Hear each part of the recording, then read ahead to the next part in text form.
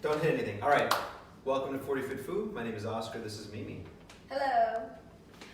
Here every Tuesday around 7:45 to give you fitness tips and tricks so that you can, continue doing Kung Fu or Tai Chi well into your 40s, 50s, 60s, and beyond. All right. Today we thought, this is crazy, but the holiday season is upon us, and which means you'll probably be having to lift things up and down, up and down. So we thought we'd take a switch from the actual Kung Fu stuff and go right into how to pick something off the ground. There's that saying of like, hey, use your legs, right? Make sure you use your legs. In essence, you're just deadlifting something, and a deadlift is a hinge. So with lower body movements, typically when we talk about strength movements, we got two types. We've got a squatting type of motion, which they call knee dominant, which means that the hips and the knees bend as much as possible. Had some crunchies there. Mm-hmm. That's the over 40 fit food. And there's a hinging motion. A hinging meaning that your hips move as much as possible and bend as much as possible. The knees stay relatively soft and they bend, but only as much as you need to get the stuff off the floor. So we just thought, hey, for some of you who may be watching and are doing a lot of Kung Fu stuff, Kung Fu works a lot of this anterior chain. A lot of your quads get used for your horse dances, and we don't really get to strengthen or work on that posterior chain, so it's a nice way to balance it out. And it helps you pick up things safely. So first thing is, in order to lift something, you gotta be able to do a hinge. So one of the best ways that I find to do it is with a stick. And if you're a Kung Fu practitioner, you have a stick, which is awesome. So the first thing is finding the position of the stick, making 3 points of contact. So the back of the head, the upper back, and the tailbone. Those 3 points need to maintain contact as you sit back into the hinge. So the hinge is this athletic motion. You can think of it as almost like you're trying to jump off the ground, right? And so, yeah, good. So she's kind of showing the different positions that you don't want to get into, but you want to maintain those three.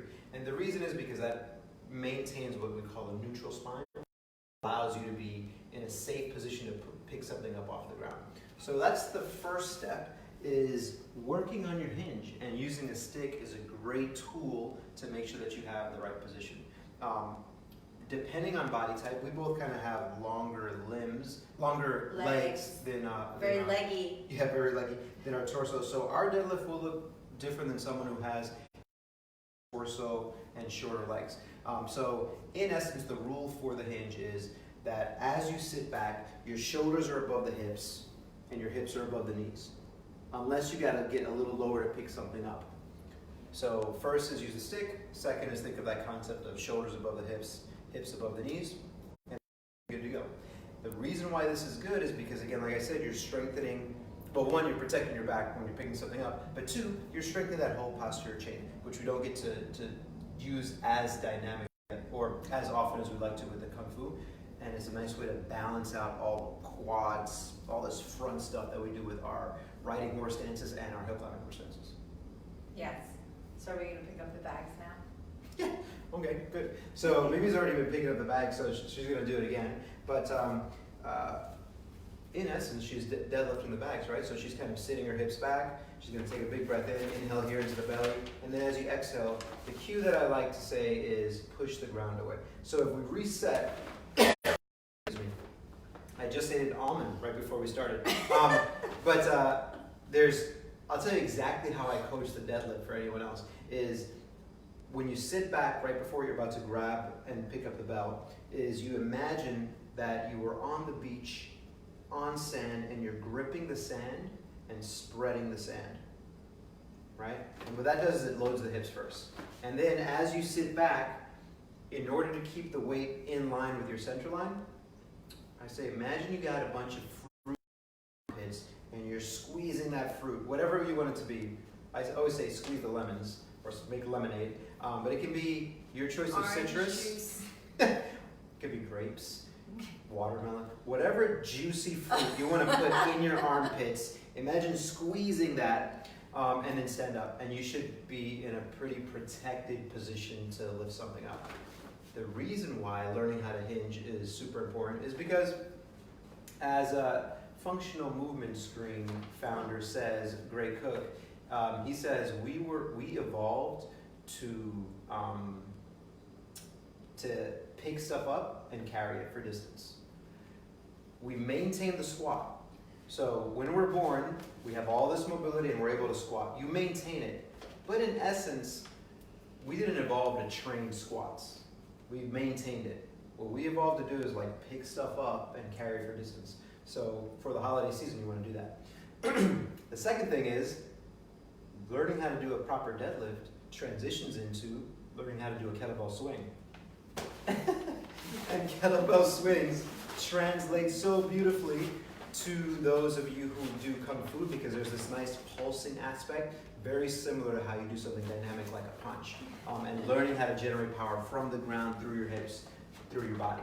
So that is another reason. And then the third thing, prerequisite, single leg deadlift. You have to be able to do a hinge. And doing single leg deadlifts, not only a great strength exercise, but a great exercise to balance out the strength in the back of the legs, and is a great knee rehab exercise. And for those of us who do Wall and Kung Fu, if you're not doing things correctly, a lot of them have knee problems, and a lot of it can be managed by strengthening the muscles that help you do a single leg deadlift. So that is my stuff on doing single leg deadlifts. So I was showing earlier, like also putting them down, like you don't want to, the nose. Okay, the nose, yeah. I mean, listen, in essence, be safe, right? Remember, the basic rule for injury is you're taking more load than it's trained to take. So just be safe, right? If you picked it up in a direct line, then sit your hip backs and set the weight down. The same principles that you did for sitting or picking up the weight are the same principles that you would use for setting the weight down, and in essence, be safe.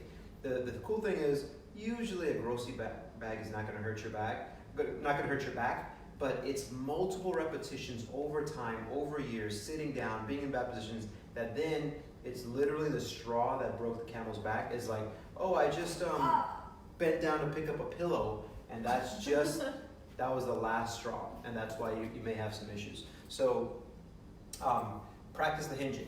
The other place that you can practice this is as soon as you wake up, all right? If you're over 40, when you're brushing your teeth and you're here, for some reason, I don't know, when I brush my teeth, I make the toothpaste is always running out of my mouth. So I'm always like right over the sink.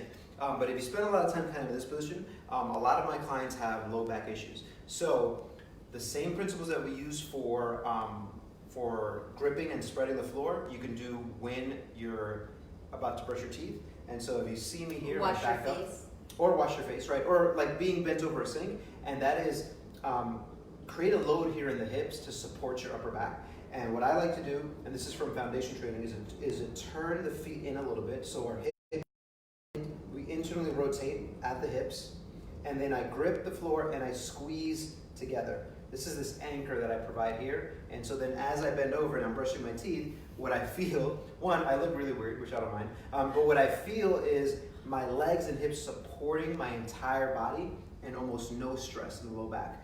And if you're just here hanging out, you're putting all this you're just hanging on that low back. So hinging, not just for picking stuff up off the floor, but for doing day-to-day tasks like brushing your teeth or washing your face, right? And I don't know, that's it. Do you have any questions?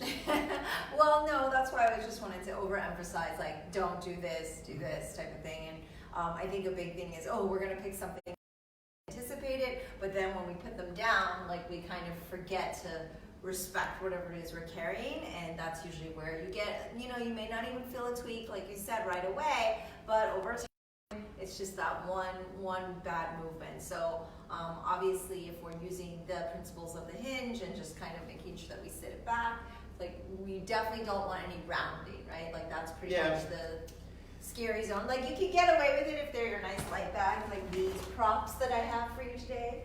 But would you say it's just kind of, I know it feels like, my God, when we're brushing our teeth, we need to think about working out and exercise, but it's the principle of moving correctly all the time, and everything matters, which is something that you've talked about a lot. So there is, I think it's up to you on how extreme you want to be, right. But every movement does matter, because I will tell you, I'm just as guilty. Like, first thing in the morning, I go out, put the tea kettle on for my water. I'm like, oh, let me unload the dishwasher. And then I just round out. And sometimes it's because you're just not warmed up, and just even something as minimal as that. And I do a lot of joint mobility every day, all of these things, but it's still, every movement matters. Right, So. right. And so I think a good point is that you're moving with intention with things that you do. And so if you practice Kung Fu, right, probably only getting in to train once, twice, maybe at the most 3 times a week, right? So this is just an opportunity for you to take your practice home, and when you're doing Kung Fu, right, you're moving with intention. When you grab your weapon, it's your weapon, and you're like, respect that weapon. And so, not that you have to be militant about it, but if you then say, okay, I'm going to pick up this bag, but I'm going to pick it up with an intention. I'm going to give the bag the respect that it deserves. I don't know. Respect your bag. I respect you. Respect this. It's just you putting a little bit of intention into anything that you do will translate to improving and acquiring the skills that you want with everything else that you're doing. Like all of those little things add up. And I will just end it by saying also, it's okay, forgive yourself if you're like, oh, I'm slouching, just do it and pay attention to it. So, I don't know, that's all I got. Yeah, I think we always kind of reference the great Grandmaster Chan, who, well, he has good posture all the time. He squats all the time, and so those small actions add up, and people wonder how he can do all the movements he can do. It's because he's moving with intention all the time. So I think if it's a little bit weird, because I think it's a little weird to be like, I respect my grocery bag or whatever, but respect your body then, right? So just have respect for your body and say, okay, I'm going to move with intention so that I can be healthier and carry more bags. So good luck on your holiday shopping or grocery shopping, or bag carrying, or whatever it is you do. But but also it does translate for Kung Fu as well, being able to kind of balance out the body and everything. So that's all we got for you. That's it. Game Hope over. You send us photos of you carrying your bag properly, picking them up and putting them down with intention. All right, we're here every Tuesday at 7:45. Let us know if this is helpful, or if you have any questions or comments or any subjects that you want us to cover. Otherwise, we'll see you next Tuesday. Bye.